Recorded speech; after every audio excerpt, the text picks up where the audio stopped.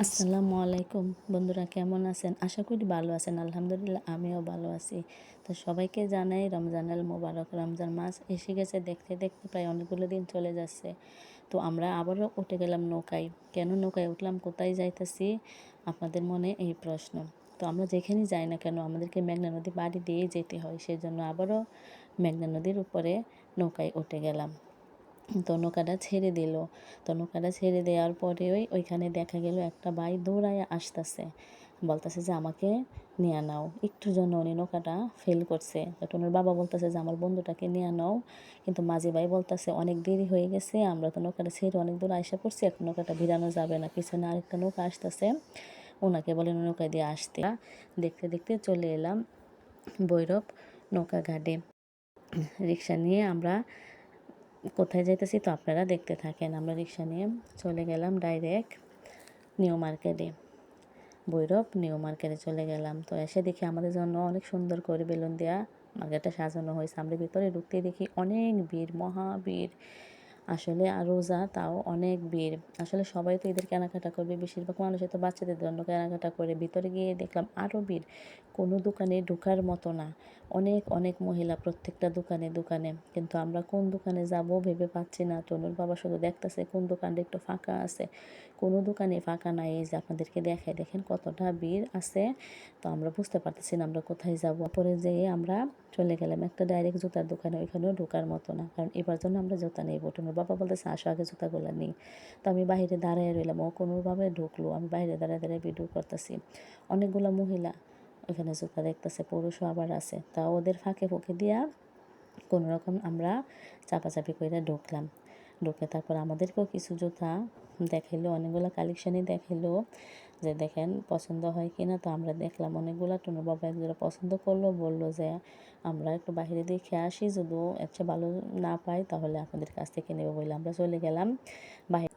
দেখাই একটু যে কতটা ভিড়, আরও মানুষ আসতেছে। তো আমরা যাইতে যাইতে চলে যাইতেছি অন্য জায়গায়, যে এখানে তো আমরা ঢুকতে পারলাম না, দেখি অন্য কোথাও চান্স পাই কিনা। আসলে নদী বাংলা মার্কেট অনেক বড়, ওইখানে ভিড় অনেক কম। আর এদিকে দেখে কতগুলা জাম লাগছে দেখেন।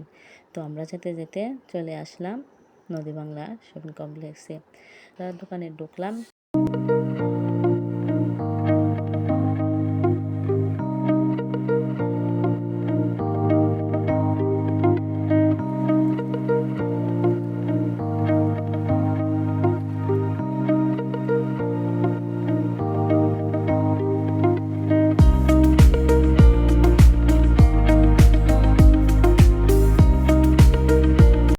টনুর চেয়েও ছোটো সাইজ এটা। টনু বলতেছে এটা আমার পছন্দ, কিন্তু এটা তো ওর সাইজে মিলে না, এটা অনেক ছোটো। তো ভাইয়াটা আমাদেরকে আরও অনেক অনেক জামা দেখাইতেছে। এখানে আরও অনেক কাস্টমার আছে, তাদেরকেও দেখাইতেছে, তারাও আসছে বাচ্চাদের কাপড় নেওয়ার জন্য। তো এই ফাঁকে আমরাও দেখতেছি। তো দেখি টনুর বাবা বলতেছে যে ভাই আচ্ছা ঠিক আছে আমরা দেখি, আমরা যেমনটা খুঁজতেছি পাই কিনা। কিন্তু টনুর পছন্দ ওই যে সামনে ফুটি দিয়া মালার মতো ওইটা। তো ভাইয়াটা দেখতেছে ওইখানে কি আছে কিনা টনুর সাইজে। তো ওইখানে আমরা পেলাম না। তো আমরা বেরিয়ে চলে আসলাম আরেক দোকানে। ওইখানে একটা ব্যাগের দোকান আছে, কসমেটিকের দোকান। টনু ওই দোকানে ঢুকলো, বললো বাবা আমাকে ওইখানে একটা বাটারফ্লাই ব্যাগ আছে, আমাকে কিনে দাও। তো দেখলাম আসলে অনেক সুন্দর সুন্দর বাচ্চাদের ব্যাগ, বেবি পার্স ওইখানে আছে। টনুর বাবা একটা হাতে নিল, টনুকে দেখাইলো। টনু বলতেছে আমি এই ব্যাগটাই নিব, কিন্তু ওইটার তো রেট অনেক বেশি। টনুর বাবা টনুর জন্য অন্য একটা ব্যাগ দেখানোর চেষ্টা করতেছে, কিন্তু টনু এটা তো নেবেই না। টনু বলতেছে আমি বাটারফ্লাই ব্যাগটাই নেব। টনুর বাবা চাচ্ছিল যে টনুকে একটা সস্তা ব্যাগ দিয়ে সান্ত্বনা দেওয়ার জন্য, কিন্তু ছোট হলে কি হবে, চোখ তো অন্যরকম। ও বলতেছে যে না বাবা আমি এটা নেব না, আমাকে ওইটাই কিনে দাও। কিন্তু ওর বাবা যাইতেছে না ওইটা নেওয়ার জন্য, বলতেছে যে আগে তোমার জামাটা কিনে নেই, তারপরে আমরা ব্যাগ নেবো বইলা ওইখান থেকে আমরা আবারও বেরিয়ে গেলাম। তো বেরিয়ে চলে গেলাম আবারও অন্য দোকানে। বলতেছে যে আসো, কিন্তু টুনু আসতে চাইতেছে না। আবার জামার দোকানে গেলাম, গিয়ে একটা জামা দেখলাম। ওই জামাটার দাম ছিল 7,000 টাকা। বাবার বাবা দাম শুনে আমরা ওই দোকানে দাঁড়ালাম না, দৌড়ায় বের হয়ে গেলাম। পিছন দিয়ে ডাকতেছে ভাইয়া কিছু বলেন বলেন। আমরা বললাম যে না এত বাজেট আমাদের নাই, একটা বাচ্চার জামা নাকি এত দাম বলে আমরা চলে আসলাম, কিছু বললামই না। দাম শুনে একদম আমরা হতাশ হয়ে গেলাম। তো আরেকটা দোকানে আসলাম, ওইখানে একটা জামা টুনুর বাবা দেখতেছে। তো ওইটা দাম টাম জিজ্ঞাসা করলো, ওইটা অনেক দাম চাইতেছে। টুনুর বাবা ওইটা রাইখা দিল, রাইখা আমরা আবারও অন্যদিকে চলে গেলাম। তো টুনু একটা পিচ্চির সাথে এখানে খেলাধুলা করতেছে, একটা বাচ্চার পিছনে দৌড়তেছে। তো টুনুর বাবা বলতেছে চলো আমরা লিফটে নিচে যাই আবার। তাও আমরা উঠলাম, লিফটের মধ্যে উঠে আমরা আবার নিচে চলে গেলাম। নিচে চলে যাওয়ার পরে আবার টুনুর বাবা বলতেছে যে 3 তলায় তো মামুনের দোকান আছে, চলো আমরা আবার মামুনের দোকানে যাই। তারপর আমরা আবার লিফটে উঠলাম, ওঠার পরে আবার 3 তলায় টিপ দিল। টুনুর বাবা আমরা অপেক্ষা করতেছি কখন লিফটের 3 তলায় যাবে। তো টুনুরও অনেক ভালো লাগতেছে লিফটে উঠে, আসলে ওর অনেক ভালো লাগে লিফটে উঠলে। ও যে বাইরের দিকে তাকায় আছে লিফটের মধ্যে কখন লিফটটা চলবে অপেক্ষা করতেছে। তারপর অবশেষে এই যে লিফটটা উপরে আস্তে আস্তে উঠতেছে, আর ওর কাছে এত ভালো লাগতেছে। তো লিফটটা উঠতে উঠতে উঠতে উঠতে হাসির বিষয় 3 তলায় না থেমে একদম 4 তলায় চলে গেল। 4 তলায় চলে গেল। এখানে আসলে রেস্টুরেন্ট, খাবার দাবারের যখন আমরা লিফট থেকে বের হলাম তখন আমাদের নাকের মধ্যে বিভিন্ন ধরনের খাবারের গন্ধ আসলো। টনুর বাবা বলল ভুল জায়গায় চলে আসলাম, পাপের জায়গায় চলে আসলাম, রোজার দিন নাকের মধ্যে কী গন্ধ আসতেছে, চলো তাড়াতাড়ি আমরা দৌড়াইয়া নিচে চলে যাই বলে। আর লিফটে আমরা নামলাম না, ও আমাদেরকে নিয়ে সিঁড়ি দিয়া নামতে নামতে 3 তলায় আমরা নেমে গেলাম। আসলে 3 তলায় মামুনের জুতার দোকান, আমার এক দেবরের। তো এখানে আমরা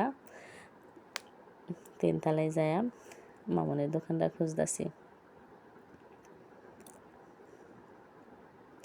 তো মামুনের দোকানে আমরা চলে এলাম।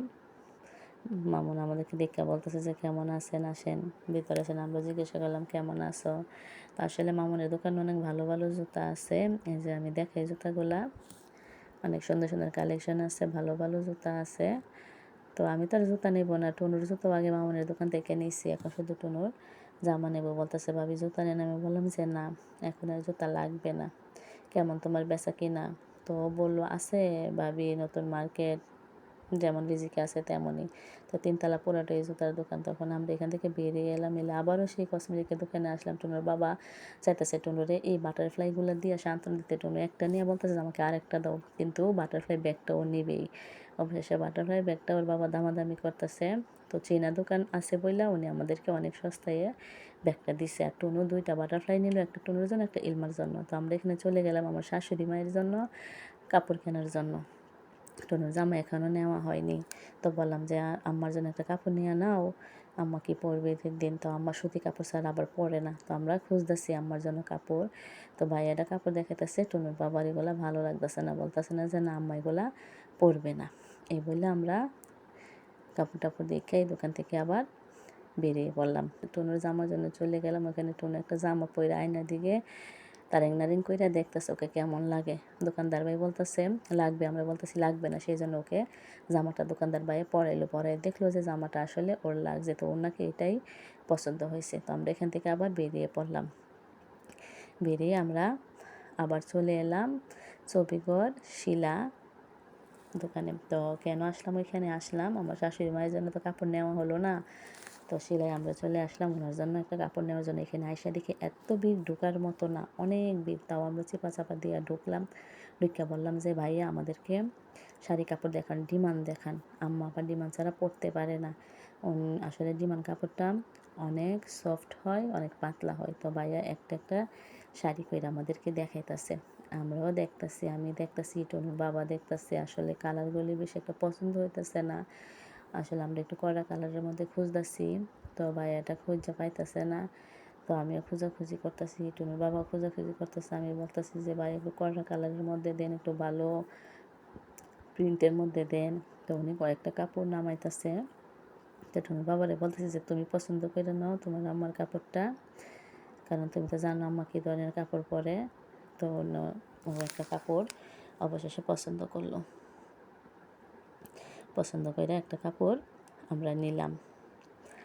কিন্তু এখানে দেখেন কত ধরনের কাপড় দেখাইতেছে। আসলে শিলা দোকানটার মধ্যে অনেক ধরনের কাপড় পাওয়া যায়, যে যেরকম চাই সেরকমই পাওয়া যায়, দামি কম দামি কররা হালকা সবই। তো ও টাকাটা দেওয়ার জন্য এখানে কাউন্টারে দাঁড়িয়ে আছে।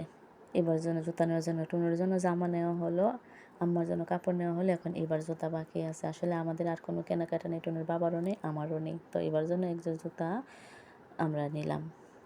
এখান থেকে নিজেদের চেনা দোকান আছে, ওইখান থেকে সস্তায় এক জোড় জুতা আমরা নিলাম। প্রথম যে দোকানে আসলাম সেই দোকান থেকে নেওয়া হলো।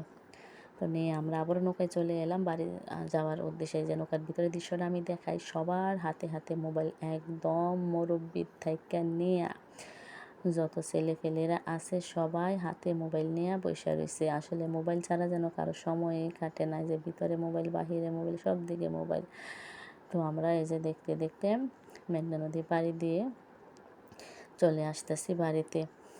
বাড়িতে চলে এলাম, টুনু জামাগুলো নিয়ে সবাইকে দেখাইতেছে, দেখো আমি ঈদের জামা নিয়ে আসছি, আমি জামা নিয়ে আসছি। অনেক খুশি, আসলে বাচ্চারা খুশি তো সবচেয়ে বড় খুশি। ঈদ তো বড় কথা না, ঈদের আগে যে কেনাকাটা করি এটাই বড় কথা।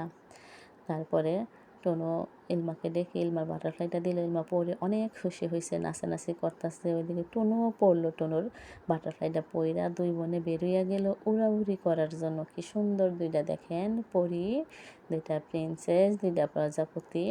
ওরা অনেক খুশি এটা পায়া, দুই বোনে একসাথে কি সুন্দর উড়াউড়ি করতেছে। ওরা পারতেছে না, একদম আকাশে উইরা যাইতে, নিচে উড়াউড়ি করতেছে আর কত ধরনের গান গাইতেছে, মনের সুখে নাচতেছে। তারপর আমি বললাম যে আজকে তো সারাদিন অনেক মেহনত করলাম, অনেক কষ্ট করলাম, রোজা দেখে অনেক ক্লান্ত হলাম, এবারের মতো ব্লগটা এখানে শেষ কইরা দে, বাই বাই বইলা দাও তোমরা, আমরা বিদায় নিয়ে নেই। তারপরে ওরা বাই বাই বইলা দিল, আমিও আপনাদের কাছ থেকে বিদায় নিয়ে নেই। আপনারা ভালো থাকবেন, সুস্থ থাকবেন, সবাই ঈদ মোবারক, বাই বাই, আল্লাহ হাফেজ।